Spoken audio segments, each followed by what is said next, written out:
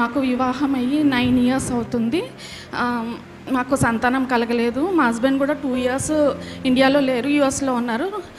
సంతానం అంటే కలుగుతుంది కదా అని నేను అనుకునేదాన్ని. తర్వాత 3rd year నుంచి మేము హాస్పిటల్స్కి తిరగడం అలా జరిగింది. థర్డ్ ఇయర్ నుంచి ఎన్నో హాస్పిటల్స్ తిరిగాం కానీ మాకు సంతానం కలగలేదు. నేను ఎవ్రీడే డైలీ మార్నింగ్ చర్చ్కి వచ్చి ప్రేయర్ చేసుకునేదాన్ని. 6 o'clock చర్చ్ అయ్యేది. చర్చ్ అయిపోయిన వెంటనే ఆల్టర్ దగ్గర ప్రేయర్ చేసుకుని వెళ్ళేదాన్ని. ఎన్నో వాగ్దానాలు రాశాను. అమ్మగారు చెప్పిన వాగ్దానాలన్నీ నేను రాసేదాన్ని.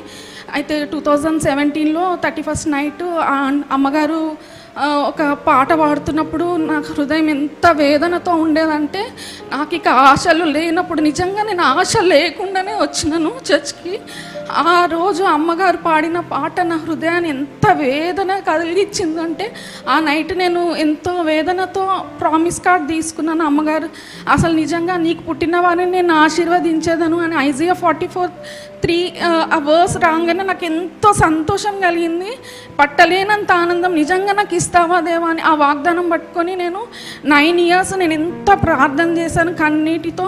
అమ్మగారు నాకు ప్రేయర్ చేసి లాస్ట్ ఇయర్ ఫాస్టింగ్ ప్రేయర్స్ అప్పుడు ఆ అమ్మగారు నువ్వు ఒక రోజు రా, నేను నీకు ప్రేయర్ చేస్తాను అని ఫాస్టింగ్ ప్రేయర్స్ అన్నీ అయిపోయాక ఈస్టర్ రోజు తర్వాత నెక్స్ట్ డే అమ్మగారు పర్మిషన్ తీసుకొని వెళ్ళాను. ఆ ఆంటీ ఆయిల్ తీసుకొని నాకు పొట్ట మీద అప్లై చేసి ప్రేయర్ చేసింది ఆంటీ.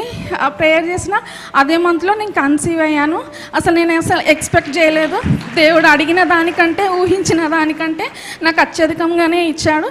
ఇంకొకటి ఏంటంటే, అసలు మా హస్బెండ్కి తెలియకుండా నేను ఒక ఫ్రాక్ కొనుక్కొని ఆ ఫ్రాక్ పట్టుకొని గట్టిగా ఏడ్చుకుంటూ ప్రార్థన చేసుకునేదాన్ని. నాకు తెలియకుండా ఆయన కూడా కొనుక్కున్నాడు. అసలు మాకు ఇద్దరికి తెలియదు. డెలివరీ అయిన తర్వాత ఆ 2 ఫ్రాక్స్ వీళ్ళకి వేయంగానే ఆశ్చర్యం అనిపించిన. ఒకరికొకరు మేము ఆశ్చర్యపోయాం. నాకు తెలియకుండా నువ్వు కొన్నావు, నీకు తెలియకుండా నేను కొనుక్కున్నా. అందుకే దేవుడు ఇద్దరిని ఆడపిల్లల్ని ఇచ్చాడు. I'm very blessed. Thank God. Joy ఆంటీకి కూడా ఎంతోగానో నేను కృతజ్ఞతరాలే ఉన్నాను. నాకు చిన్న పాపకి ట్విన్ 2 బేబీకి అసలు నాజల్ బోన్ లేదని చెప్పారు డాక్టరు. అది రెయిన్బోలో చూపించుకున్నప్పుడు అయితే 5th monthలో వెళ్ళామన్నమాట. మేము 5th monthలో వెళ్ళినప్పుడు ఇంకేం వస్తుందమ్మా, ఇంకా రాదు, వచ్చేది ఉంటే 4th monthలోనే వస్తుంది, ఇంకా రాదు, మీరు రిడక్షన్ చేసుకోండి అని చెప్పారండి. అయితే రిడక్షన్ ఏంటి అనేసి, లేదంటే ఉమ్మనీరు టెస్ట్కి పంపిద్దాము అని అన్నారు. అసలు నాకు చాలా భయం వేసింది. ఇంకా నేను ఇంటికి వచ్చేసాం. ఇంకా టెస్ట్కి ఏమి వెళ్ళలేదు. ఇంటికి వచ్చేస్తే జాయ్ ఆంటీ అనుకోకుండా ఆ రోజు నాకు కాల్ చేసింది. ఆంటీ అన్నారు, నువ్వు చాలా గుర్తుకొచ్చావు అంటే, అమ్మ ఇట్లా ఉంది పరిస్థితి అని నేను ఆంటీకి చెప్పాను. ఏం భయపడకు, సెకండ్ ఒపీనియన్కి వెళ్ళండి అని చెప్పారు. అయితే ఫెర్నాండెస్కి వెళ్ళామన్నమాట. ఫెర్నాండెస్కి వితిన్ 2 daysలో వెళ్తే నాజల్ బోన్ లేదని ఎవరు చెప్పారు, నాజల్ బోన్ ఉంది అని అన్నారు. అసలు దేవునికి ఎంతో మహిమ. అసలు నేను ఎంత సంతోషపడ్డాను. ఒక బేబీని రిడక్షన్ వెళ్ళమంటే నేను అస్సలు ఒప్పుకోలేదు. అసలు కేవలం ఆంటీ ప్రేయర్సే.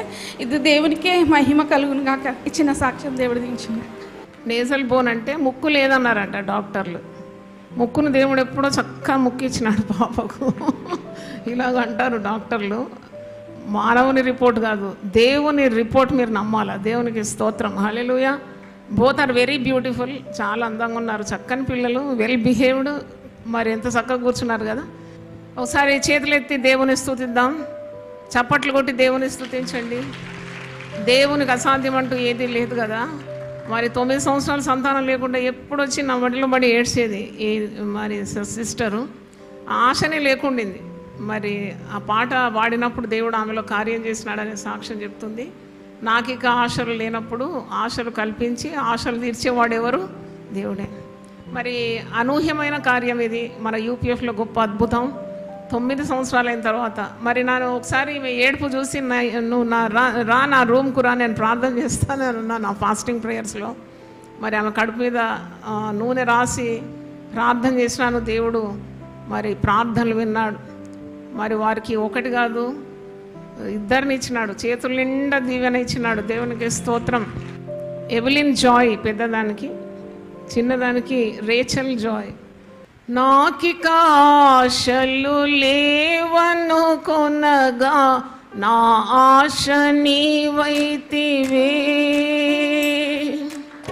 ఆశలు తీర్చితివే,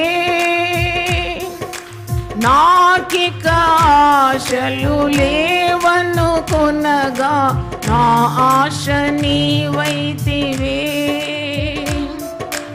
ఆశలు తీర్చితివే, నలుదిశల నన్ను భయమావరింప నా పక్షమందుంటివే. నాకు భయమిచ్చితివే, నలుదిశల నన్ను భయమావరింప నా పక్షమందుంటివే. నాకు భయమిచ్చితివే, నాకెన్నో మేలులు చేసితివే.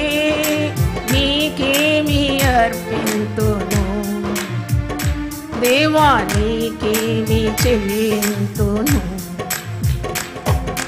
నాకెన్నో మేలులు చేసితివే, నీకేమి అర్పింతును దేవా, నీకేమి చెల్లింతును. హల్లెలూయా యేసునాథా, కృతజ్ఞత స్తుతులు నీకే.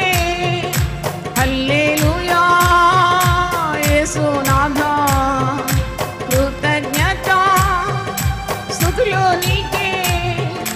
నాకెన్నో మేలులు చేసితివే, నీకేమి అర్పింతును దేవా, నీకేమి చెల్లింతును.